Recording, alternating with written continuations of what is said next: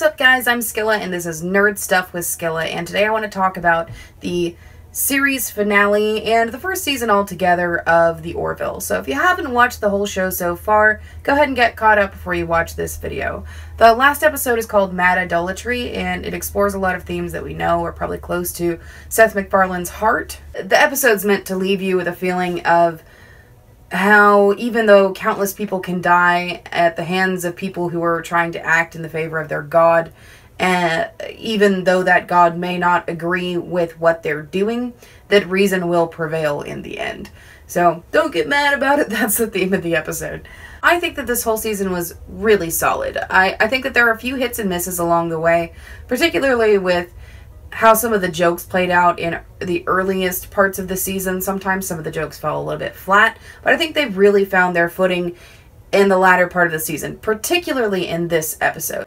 I think that this episode was really great and that the jokes all landed for me. I think that they were all appropriate where they were in the show. This episode also kind of sees the conclusion so far of Kelly and Ed's relationship, and I think that their relationship really progressed quite smoothly throughout the season. I think that the two actors who play Ed and Kelly really play off of each other really well, and that their chemistry is undeniable. I really think that this whole cast has a lot of great chemistry, and when you're working with a fantastic ensemble, it's hard to not make really great work. I think I've mentioned in a video before that I've done a lot of acting, mostly in stage productions, and when you're working with a group that you really have fun with, it's hard not to create magic on stage or in front of a camera. And, you know, it's just, you can tell when you're watching a show if the actors really enjoy each other or not, I think. And I think that the chemistry of this cast is fantastic. All of them. They work really well together. Now, this show employs a lot of CG and has a lot of scenes set in other planets, and I think the construction of those scenes are really great. A lot of times in current shows it isn't done particularly well, but this was done a lot like how Star Trek The Next Generation was done, and I grew up on Next Generation.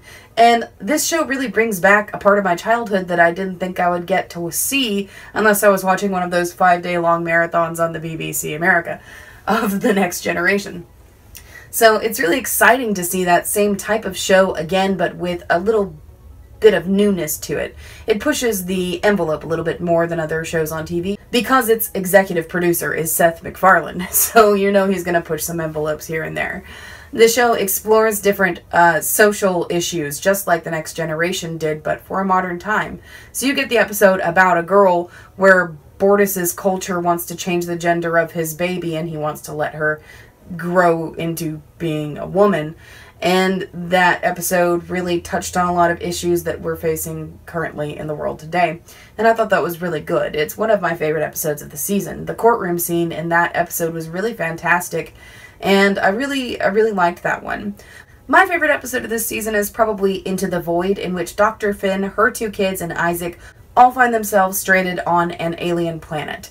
And I really enjoyed all of the scenes in that show. There were some legitimately scary scenes.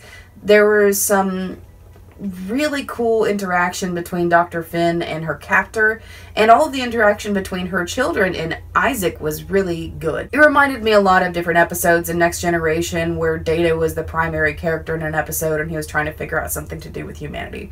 And I thought that was awesome.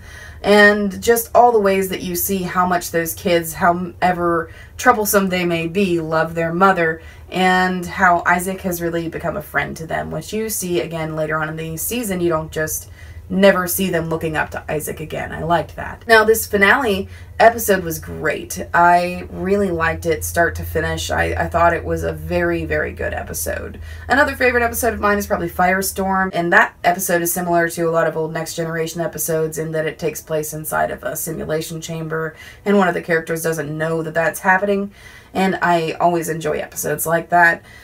But overall, this season was really great, I think. I am excited to see another season of it. I'm not sure if it's been officially renewed yet or not, but I hope that it does get a second season because it definitely deserves one.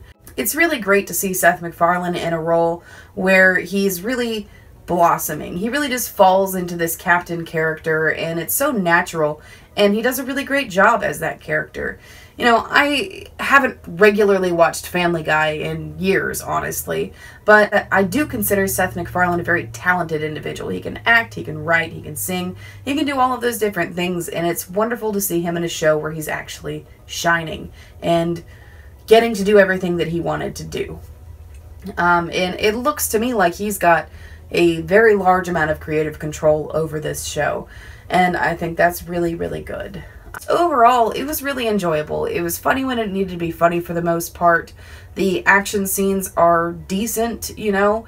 All of the outer space stuff looks pretty good in general. Every once in a while it's a little too shiny, but it's still good. If you're watching this video to try and figure out whether you should get caught up on the Orville and is it actually worth it, then I would say absolutely. If you like Next Generation at all, or any Star Trek really, and you like anything about Seth MacFarlane, you'll probably enjoy this show.